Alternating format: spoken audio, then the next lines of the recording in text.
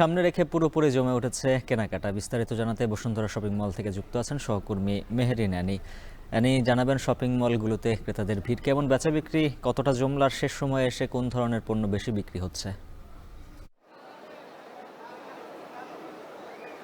উজ্জ্বল, যেহেতু ঈদের আর বাকি আছে সপ্তাহখানেক, তো সেই জায়গা থেকে রাজধানীর বাসী যারা আছেন তারা কিন্তু ঈদের যে কেনাকাটা সেটি কেনাকাটা করতে ইতিমধ্যে বিভিন্ন বিপণিবিতা এবং শপিং মলগুলোতে ভিড় করছেন। এবং আমি এই মুহূর্তে আছি বসুন্ধরা শপিং মলে, এবং এখানেও কিন্তু ইফতারের পর থেকেই ক্রেতা সমাগম ধীরে ধীরে বাড়ছে। এবং আপনি দেখতে পাচ্ছেন যে এই শপিং মলের যেসব দোকানগুলো রয়েছে, ব্র্যান্ড এবং নন ব্র্যান্ডের যেসব দোকানগুলো রয়েছে, সেই দোকানগুলোতে কিন্তু ক্রেতাদের উপচে পড়া ভিড়।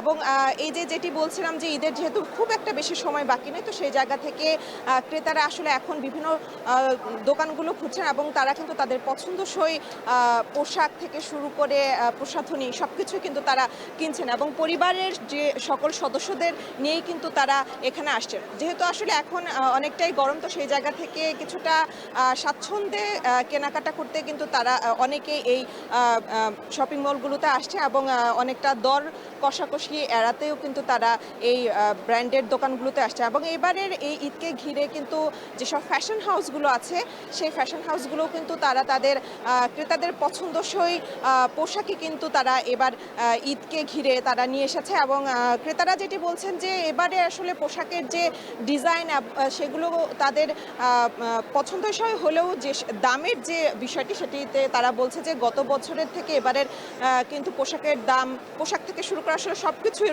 পণ্যের দামই কিন্তু অনেকটাই বেড়েছে তারা বলেছে।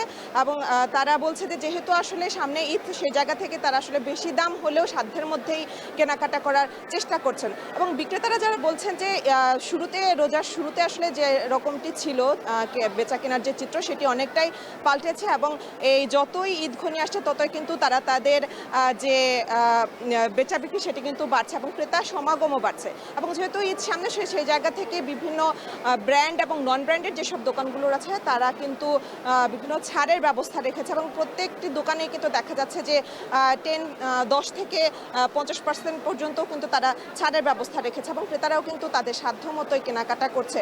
এবং এই কেনা বেচা কিন্তু আসলে মধ্যরাত পর্যন্ত চলবে বলেও জানিয়েছে বিক্রেতারা। তো ঈদ কেনাকাটা নিয়ে এই ছিল আমার কাছে সবশেষ।